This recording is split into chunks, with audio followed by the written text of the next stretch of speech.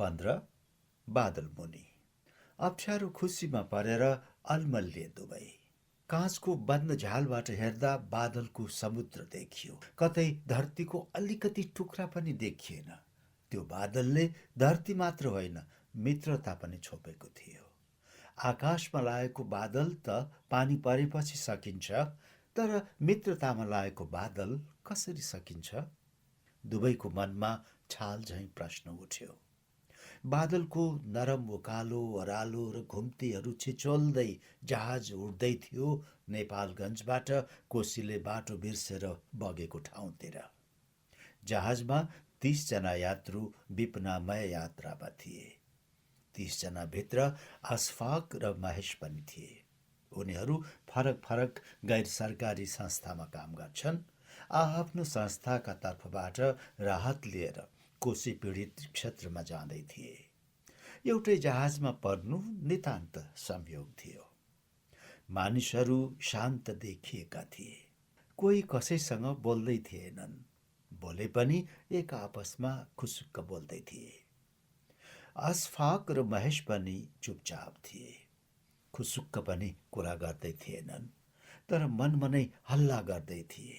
उनीहरूले आँखा जुधाएनन्, हाँसो जुधाएनन्, भावना जुधाएनन्, केवल मित्रता जुधाए। त्यसैले उनीहरू पहिले असल मित्र भएर पनि अहिले बोलचाल थिएन। देखेर पनि देखे जस्तो गरेनन्। जहाज बादलमाथि उडिरहेको थियो।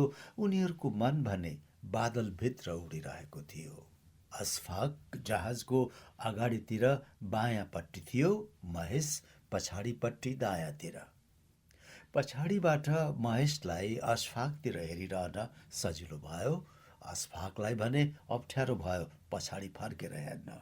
पछाडि फर्केर हेर्दा आँखा जुझ्ने डर, त्यसैले हेरेन। अप्ठ्यारोको माझमा सजिलो जिउने एउटा उपाय। दुवैले झ्याल बाहिर हेरे। आफ्नै मनमा मडारिरहेका कुराहरू खेलिरहेको जस्तो देखियो बाहिर। जति जति जहाज उड्दै गयो उति उति तह तह बाक्लिएर बादलको भेल ओर्लदै गयो। दृश्यहरू सबै छोपिए। बादलभित्र हराए झैँ भयो जहाज। उनीहरूमा दुई साथीको मित्रता हुनुपर्ने जति गहिरो थियो, तर अहिले उनीहरू मित्रताको सतहमा थिए। सतहमा रहेर भित्री तह थाहा पाउन सकिँदैन।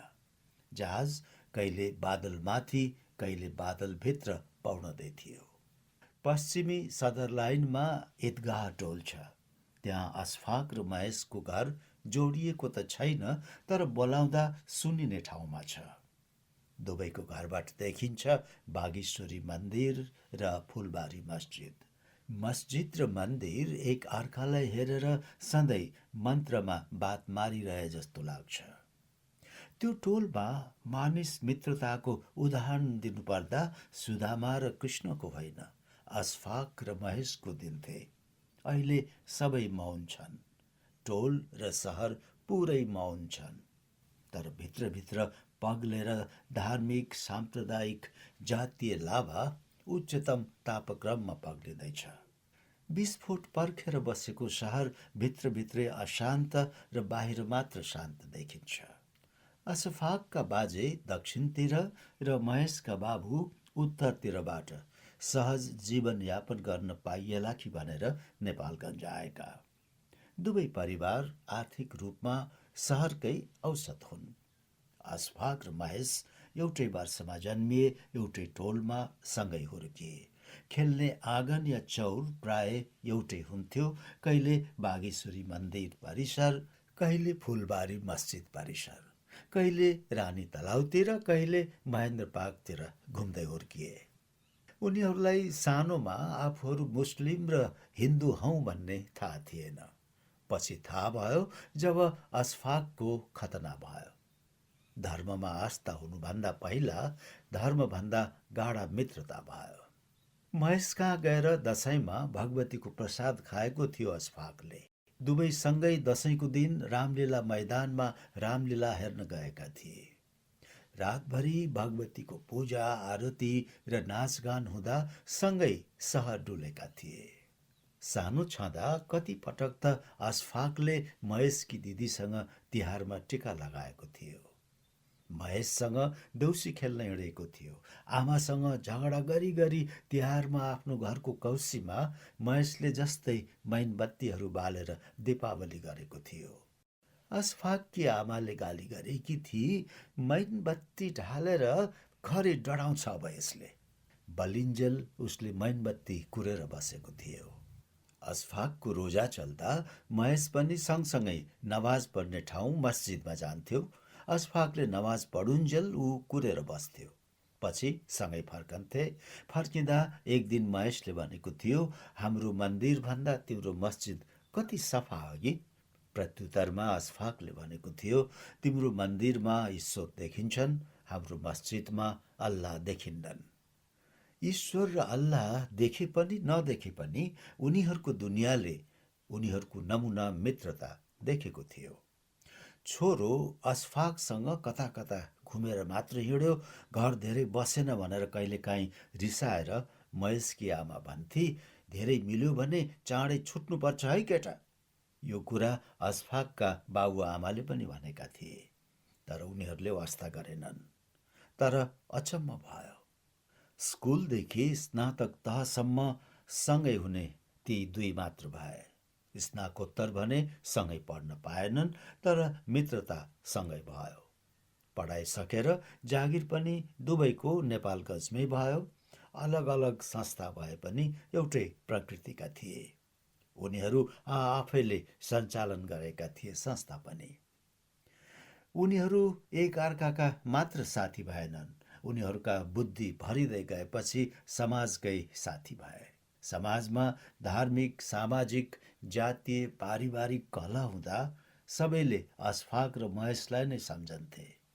फरक फरक धर्म, सम्प्रदाय र संस्कृतिका भएर पनि कसरी मिलेका? उनीहरू व्यावहारिक रूपमा उदाहरण आफै भएका थिए। ईदगाह टोलमा प्राय महिला बुर्का लगाउँछन्, तर अस्फाकको घरमा उसकी आमा, दिदी, भाउजूहरू कसैले पनि लगाउँदैनन्। आफू सानो छँदा उनीहरूले बुर्का लगाएको थाहा छ उसलाई। पछि आफै लगाएनन्।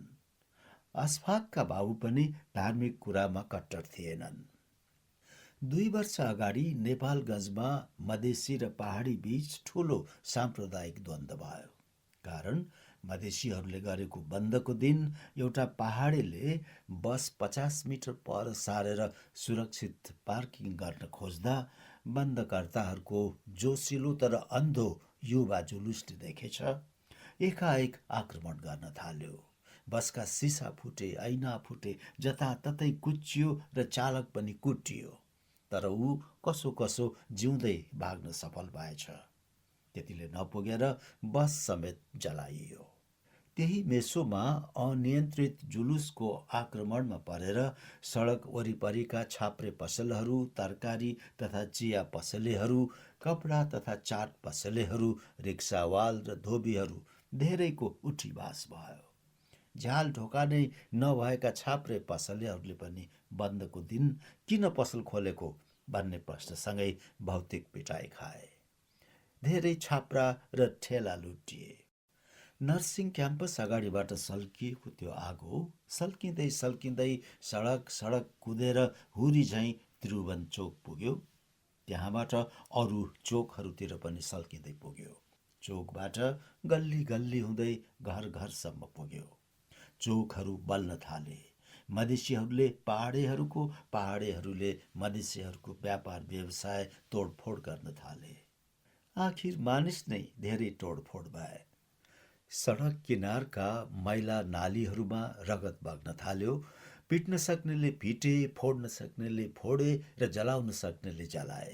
केही गर्न नसक्नेहरू कि भागे कि लुके।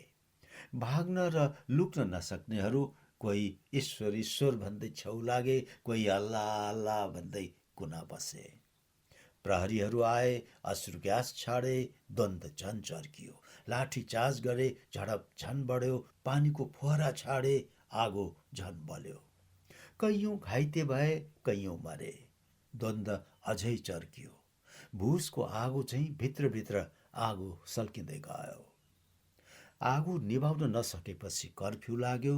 त्यसपछि सहरमा मुर्दा शान्ति देखियो र पनि झन खतरनाक द्वन्द्व र झडपका योजना बन्द झ्याल र कोठाभित्र अँध्यारा कोठाहरूमा बन्दै गए। मधेसी, पहाडे, दलित, जनजाति, महिला सबै रङ मिसेर समाजसेवी, बुद्धिजीवी, साहित्यकार, कलाकार, पत्रकार, मानव अधिकारवादी, नागरिक समाज, राजनीतिज्ञहरूले सडकमा शान्तिको सन्देश लिएर 3 दिनपछि सद्भाव र्याली गरेको देखियो। मधेसी पहाडे एक हौं, एउटै आमाका हामी सन्तान, गरौं द्वन्द्वको समाधान। खगरास सडकमा र्यालीले शान्तिको बाँसुरी बजाउन थाल्यो। अशफाक र महेश र्यालीका चालक थिए, प्रेम र सद्भावका पनि चालक। अशफाक र महेश सबैका आशा थिए। उनीहरूको प्रेम र मित्रता सबैका लागि उदाहरण भयो। सडक बिस्तारै सेलाउँदै गयो। सडकको मात्र होइन, घर घरको क्षेत्रीय र जातीय द्वेष प्रेमको पानीले पखालिदियो। समाजमा लागेको खगरास ग्रहण बिस्तारै हट्दै गयो। मन माझिन गाह्रो हुँदो रहेछ। मनको ग्रहण हट्न समय लाग्दो रहेछ।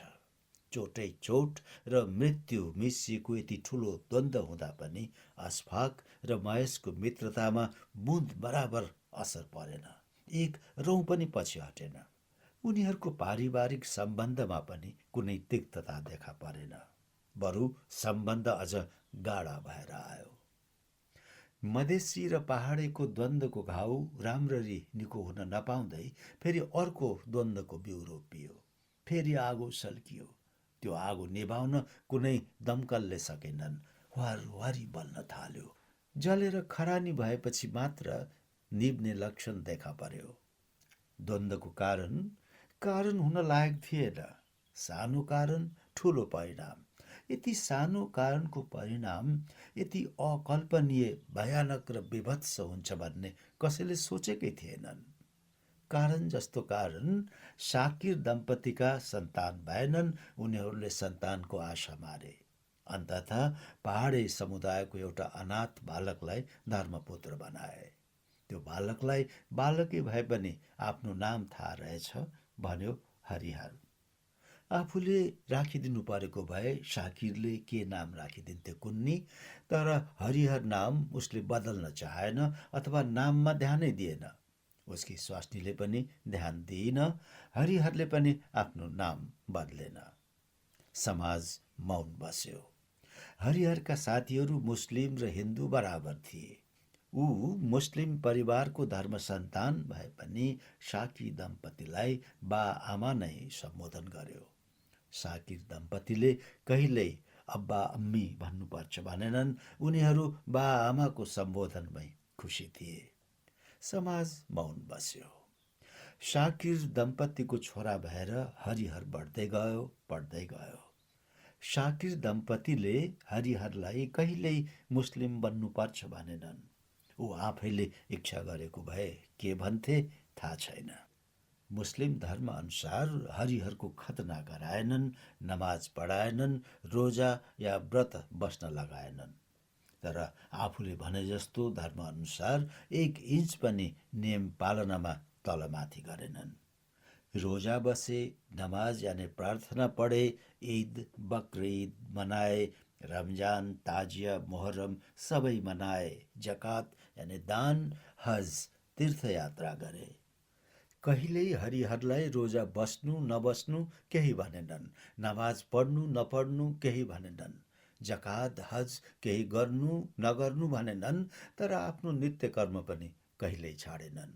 बडो सद्भाव र सहिष्णुता थियो घरमा। समाज मौन बस्यो।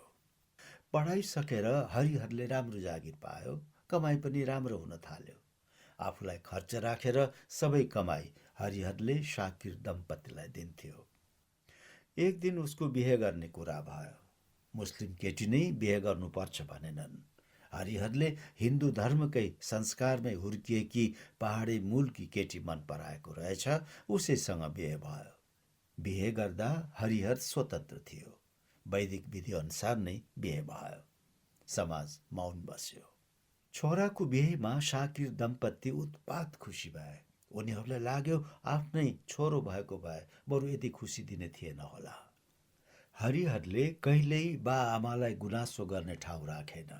शाकिर दम्पतिले पनि छोराले गुनासो गर्ने ठाउँ कतै राखेनन्। हरिहर जस्तो छोरा पाएर शाकिर दम्पति भाग्यमा विश्वास गर्ने भएका थिए। हरिहर पनि शाकिर दम्पति जस्ता बाबुआमा पाएर भाग्यमा विश्वास गर्ने भएको थियो। यी सब कुरा देखेर समाज छक्क परेको थियो। मानिसहरू दङ्ग परेका थिए। धेरैजसोले भने प्रशंसा नै गर्थे। यति उदार शाकिर दम्पतिले बुहारीलाई बुर्का लगाऊ भन्ने कुरै भएन। छोराको बिहेपछि बुहारीलाई पढ्न, जागिर खान र आफ्नो व्यक्तिगत स्वतन्त्रता उपयोग गर्न उनीहरूले कहिल्यै बाधा दिएनन्। समाज मौन बस्यो। जागिरको सिलसिलामा कैलाली जाँदा अचानक गाडी दुर्घटनामा परेर सुरुमा घाइते, त्यसपछि मृत्यु भयो हरिहरको। सन्तान नहुँदा भएको दुःख, जीवनमा कहिले नलागेको ठुलो चोट शाकिर दम्पतिलाई लागेको महसुस भयो। रोए, कराए। बुढेसकालको सहारा बुढेसकाल भर्खर लाग्दा छुट्यो। अन्न भित्राउने बेलामा असिनाले सबै अन्न विनाश गर्दा किसानको मन के दुख्छ र जति शाकिर दम्पतिको मन दुखेको थियो। टोल पनि स्तब्ध भयो। सारा समाज स्तब्ध भयो। शाकिरलाई चिन्ने सबै स्तब्ध भए। सबैभन्दा बढी शाकिर दम्पतिकी बुहारी स्तब्ध भए। जति शोक गरे पनि मरेको छोरो फर्किने होइन। एक अर्काको उमेर रित्तिँदै गरेको अनुहार र ज्योति सकिँदै गरेका आँखामा हेरेर शाकिर दम्पतिले चित्त बुझाउन खोजे, तर सकेनन्। शाकिरलाई निद्रा लागेन। विगतको कालो चिम्टाले चिमोटिरह्यो। यस्तैमा अचानक एउटा विचार आयो। छोराको सम्झनामा, छोराकै आत्मशान्तिका लागि एउटा मन्दिर बनाउने। यो विचारले शाकिरलाई सान्त्वना दियो। त्यसपछि आफ्नो मनमा आएको विचारले निद्रा लागेन। आफ्नै पत्नीलाई पनि खुसी सुनायो। दुवैले एक अर्काको खुसी मिसे। चित्त बुझे जस्तो भयो। आफ्नो घर अगाडि आँगनमा, आफ्नै जग्गामा छोराको सम्झनामा सानो मन्दिर बनाउने आफ्नो निर्णय उनीहरूले कसैलाई भनेनन्। उनीहरूलाई लाग्यो यो नितान्त व्यक्तिगत कुरा हो। आफ्नो धर्ममा 1 इन्च दायाँ बायाँ नगर्ने एक वृद्ध मुस्लिम शाकिर दम्पति आफ्नो आँगनमा मन्दिर बनाउँदै थिए। आफ्नो धर्म छाडेर होइन, छोराको सम्झनामा, केवल आत्मशान्तिका लागि। मन्दिर बन्दै थियो। के बन्न लाग्यो भनेर मानिसहरूले चासो दिन थाले। टोलले सोधपुछ गर्न लाग्यो। समाजले औँला ठड्याउन थाल्यो। तै पनि काम रोकिएन। छानो राखियो, त्यसपछि मूर्ति राखियो। समाज मौन बसेन। बुढो शाकिरले खोक्दै भन्यो, यो मनको शोक पोख्ने ठाउँ बनाएको हुँ मात्र आत्मशान्तिका लागि।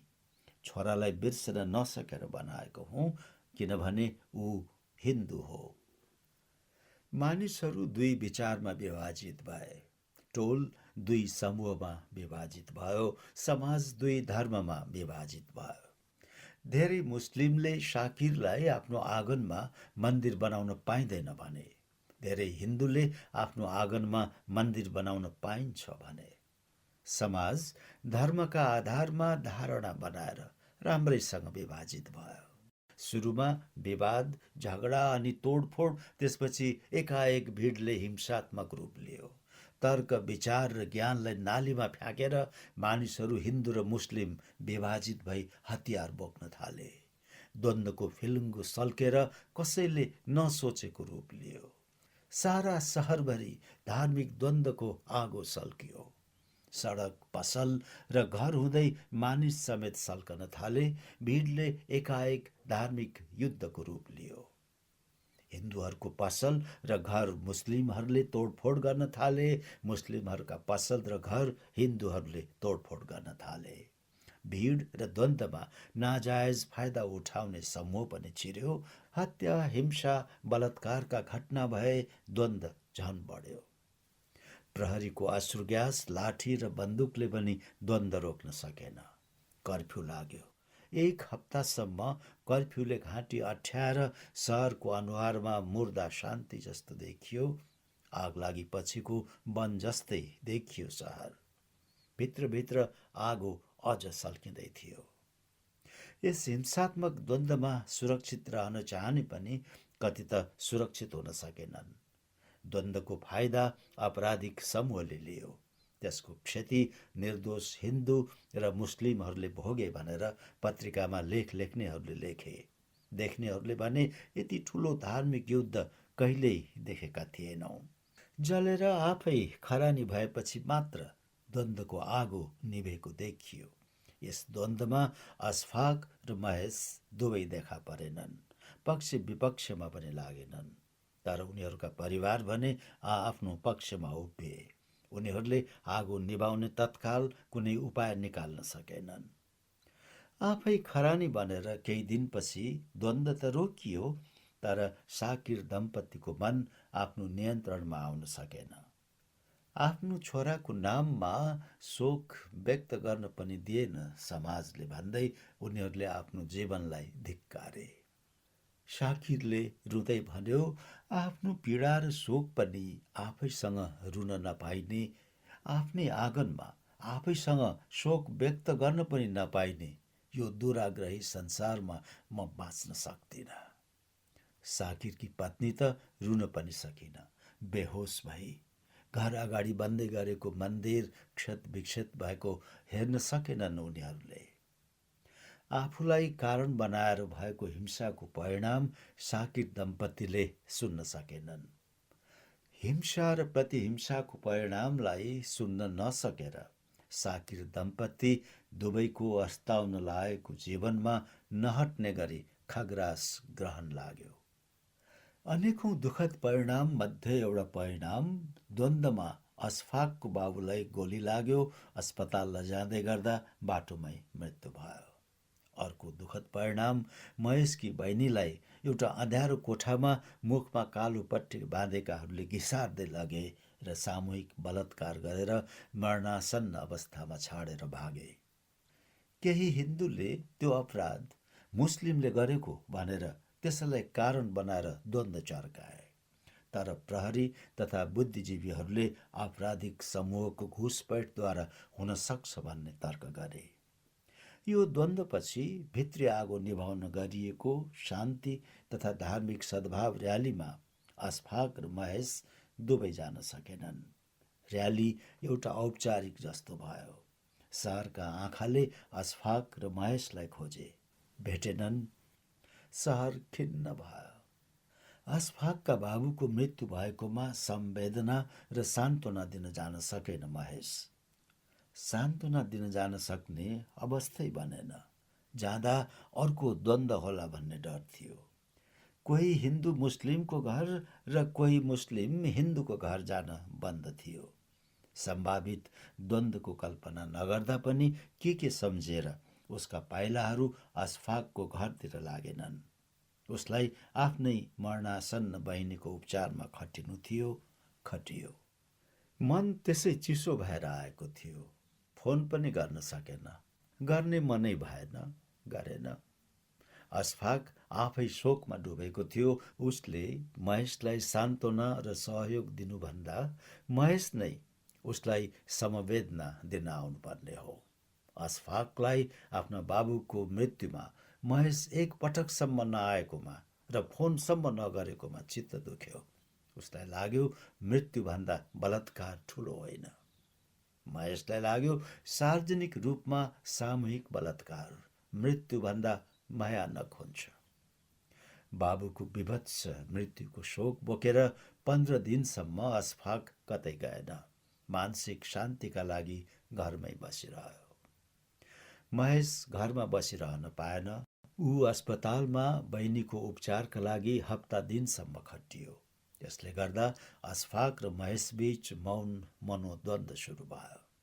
उनीहरूको आपसमा भनाभन, विवाद, झगडा केही भएन, न त पारिवारिक झगडा नै भयो र पनि एउटा सूक्ष्म अहमको प्रश्न मित्रताको बीचमा तगारो बनेर उभियो। 20-22 दिनको अन्तरालमा उनीहरूको देखभेट, बोलचाल, फोनमा पनि कुराकानी भएन। पारिवारिक रूपमा त हुने कुरै भएन। एक दिन अशफाकले सुर्खेत रोडमा नर्सिङ क्याम्पस अगाडि महेशलाई देख्यो। बोलाइहाल्न सकेन। कस्तो भित्रैदेखि अप्ठ्यारो भएर आयो। ठोक्किने गरी नजिक भएको भए बोल्दो हो। बोल्न कुनै विषय प्रसङ्ग केही नचाहिने, रातभरि दिनभरि बोलिने साथीसँग के भनेर बोल्ने हो जस्तो लागेर आयो। महेश आफैले बोलाइदिए बोल्थे भन्ने मात्र लागिरह्यो, तर उसलाई महेशले देखेर पनि नदेखे झैँ गरेर हिँडे जस्तो लाग्यो। अशफाक नबोलेरै घरतिर फर्कियो। महेशलाई पनि त्यस्तै भयो। अलिकति बाटो कटिसकेपछि अशफाकलाई देख्यो। अशफाक उतिर हेर्दै नहेरी सरासर आफ्नो बाटो लागे जस्तो लाग्यो। अशफाकले देखेर पनि नदेखे जस्तो गरेको भान भयो। गएर बोलिहाल्न खोजेको थियो महेश, सकेन। यतिन्जेल संवेदनासम्म नदिएर उसका बा मरेको 20-22 दिनपछि के भनेर बोल्ने? अशफाक आफै बोल्न आए सजिलो हुन्थ्यो भन्ने उसलाई लाग्यो। त्यसपछि 1 महिनासम्म उनीहरूको भेटघाट बोलचाल केही भएन। टोल समाज चकित थियो, उनीहरू आफै पनि चकित थिए। त्यति गहिरो मित्रतामा के भयो? बाचाल मित्रता पटक्कै जाग्न सकेन, मर्न पनि सकेन। किन जाग्न सकेन त? बेहोस भएको छ या मूर्छामा परेको छ? मूर्छा हुँदाहुँदै मर्यो भने? बेहोस हुँदाहुँदै जागेन भने? प्रश्न आएर अगाडि तेर्सियो। शीत द्वन्द र शीत वार्ता अन्तर्मनमा चलिरह्यो। यसरी नै बिते 1.5 वर्ष। उनीहरू चिसो तर अशान्त बादल छिचोल्दै गरेको जहाजभित्र थिए। यतिखेर नबोल्ने बानी बहिसकेको थियो। नबोल्दा ठुलै कुरा बोलिन जस्तो हुन छाडिसकेको थियो। एक अर्कालाई बिर्सिसके जस्तो भएको थियो। यसमा उनीहरू एक अर्कालाई दोष दिएका पनि थिएनन्, दोषी सम्झिएका पनि थिएनन्। एक अर्काप्रति कुनै गुनासो र वैरभाव पनि थिएन, र पनि मनभित्रको अहम बोध उठेर आयो। मौनता तोड्ने कुनै भूकम्प, ज्वालामुखी अथवा कुनै आँधी बेहरी आउन सकेन। सरल तरिकाले यति लामो मौनता तोड्ने हिम्मत दुवैमा आएन। महेशलाई लाग्यो अशफाक पहिला बोल्थे, आफू पहिले बोल्न सकेन। बहिनीको लगायत विभिन्न घटना सम्झिनु पुराना जस्ता भए अब। बिचरा अशफाकको के दोष भन्ने पनि लाग्यो महेशलाई, र पनि भित्र कतै गरौँ भएर आयो। कुनै बोझिलो वस्तुले थिचे जस्तो भएर मन भारी र अशान्त भयो। बादल पनि अशान्त थियो, जहाज उड्दै थियो। अशफाकलाई पनि महेश बोल्थे जस्तो भएको थियो, तर आफै बोल्ने साहस आएन। बोल्दा यति लामो समय किन नबोलेको भनेर के जवाब दिने? मन भारी भएर आयो। बाबुको विभत्स मृत्युको घटना आँखामा आयो। त्यसमा बिचरा महेशको के दोष भन्ने लाग्यो।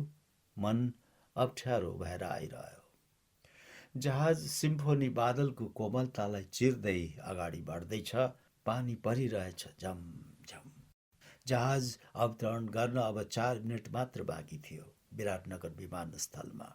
तर भारी वर्षाका कारण जहाज अवतरण गर्न सकेन। विमानस्थल जलमग्न भएकाले उडान तथा अवतरण दुवै बन्द भएको थियो। त्यसैले जहाज फिर्ता भयो। पानी उसरी नै परिरह्यो झमझम। वर्षाका कारण जहाज फर्की भरतपुर विमानस्थलमा अवतरण गर्न खोज्यो, सकेन। भैरवा विमानस्थलमा पनि अवतरण सकेन। कतै सुरक्षित अवतरण गर्न नसकेपछि जहाज पुनः नेपालगञ्जतिर फर्कियो। तर जहाज धेरै उडिसकेकाले इन्धनको समस्या पर्ने त होइन। जहाजभरि एउटा डर फैलियो। त्योभन्दा ठुलो डर अर्को जन्मियो। उडाउँदा उडाउँदै जहाज बादलमा हरायो। टावरबाट सम्पर्क विहीन भयो। विराटनगरबाट नेपालगञ्ज 1.25 घण्टामा अवतरण गर्नुपर्ने जहाज 2 घण्टासम्म आकाशमै अल्मलियो। यात्रुहरूको मन पनि विच्छेद भयो। अगाडि मडारिरहेको कालो बादल नै मृत्युको रूप जस्तो लाग्यो सबैलाई। जति पानी पर्छ उति बादल सकिनु पर्नेमा झन बढे जस्तो भयो। यात्रुहरूको रक्तचाप कसैको बढ्दै गयो, कसैको घट्दै। रक्तचाप बढ्नेहरूलाई बढेरै मर्छु जस्तो लाग्यो, घट्नेहरूलाई घटेरै मर्छु जस्तो लाग्यो। यात्रुहरू आत्तिए, चिच्याए, कराए। उनीहरूको क्रन्दन जहाजको आवाजसँग प्रतिस्पर्धा गरिरह्यो। एकैछिनपछि यात्रुहरू आवाजै निकाल्न नसक्ने भए। त्यसै गल्दै कमजोर हुँदै गए जस्तो। बोल्ने, रुने, चिच्याउने बल पनि आएन। बिस्तारै सासले कसैले ईश्वर पुकारे, कसैले अल्लाह, कसैले परमेश्वर, कसैले प्रकृति, कसैले शून्यतालाई सम्झे। धेरैले अन्तिम अवस्थामा आफ्नो पक्षमा ईश्वर, अल्लाह, परमेश्वर, प्रकृति, मानिस कोही नभएको महसुस गरे। एक्लो, त्यसपछि एक्लो विहीन। बेला बेला अशफाकका आँखा अगाडि आफ्नै बाबुको भयानक मृत्यु आइरहन्थ्यो। अहिले आफ्नै मृत्यु आँखा अगाडि आएको देख्यो। एकहोरो जहाजको ग्वा आवाज आइरहँदा यही नै हो मृत्युको आवाज जस्तो लाग्यो। रक्तचाप कम हुँदै गएपछि उसले कालो बौलाएको बादल पनि पहेँलो देख्यो। मृत्यु त्यस्तै हुन्छ जस्तो लाग्यो। त्यसपछि पहेँलो पनि कालो देखियो। महेश पनि अशफाकको जस्तै अवस्थामा पुग्न लागेको थियो, तर अशफाकको अवस्था आफ्नोभन्दा कमजोर देखेपछि उसका इन्द्रियहरूले उसलाई बेहोस हुन दिएनन्। उसको चेतना अझ क्रियाशील बन्यो। सबैभन्दा पहिला अशफाकलाई बेहोस भएको देख्ने महेश नै भयो। हतारिएर अशफाकलाई समाल्न जान खोज्दा कसैले पछाडिबाट ताने जस्तो भयो। चेतनाले तुरन्तै काम गरेन, बल गर्यो। त्यसपछि पछाडि फर्कियो। सिट बेल्ट पो रहेछ भनेर फुकाल्यो। झन्डै 1.5 वर्षपछि पहिलो पटक महेशले अशफाकलाई छोयो। छुँदा सर्वाधिक आनन्द लाग्यो। महेशले पहिलेदेखि अशफाकलाई विचार गरिराखेको थियो। अशफाकका हात सुमसुमायो, पानीले रुमाल भिजाएर टाउकोमा बाँधिदियो, सर्टको टाँक कसेको बेल्ट खोलिदियो, ग्लुकोज पानी प्याइदियो। अशफाकले बिस्तारै आँखा खोल्यो। आफू जहाजमा छु भन्ने बिर्सिए जस्तो भयो। जहाज आकाशमा हराएको पनि बिर्सिए जस्तो भयो। डर मात्र सम्झिरह्यो। अँगाली रहेको महेशलाई देख्दा सुख र ग्लानी सँगसँगै भयो। मुख सुकेर खप्टा जस्तो भएछ। फेरि महेशले ग्लुकोज पानी प्याइदियो। त्यसपछि जहाजमा छु भन्ने थाहा पायो। त्यसपछि पहेँलो होइन, रङ्गीन देख्यो। एकहोरो जहाजको आवाज सुन्यो। जहाज हराएर मात्र होइन, अरू पनि के घटना डर भएर आएकाले आफू बेहोस भए जस्तो लाग्यो उसलाई। महेशले सुमसुम्याउँदै सोध्यो, सुस्तरी कस्तो छ तिमीलाई अहिले? धर्मरायको आवाजमा सासले बोल्यो, एकदम डर लागिरहेछ। तिमीलाई नि? महेशले पनि आफूभित्र भएको डर बोल्यो। हामी एउटै जहाजमा छौँ। अशफाकले गम्भीर मुद्रामा भन्यो, हामी एउटै देशमा पनि छौँ।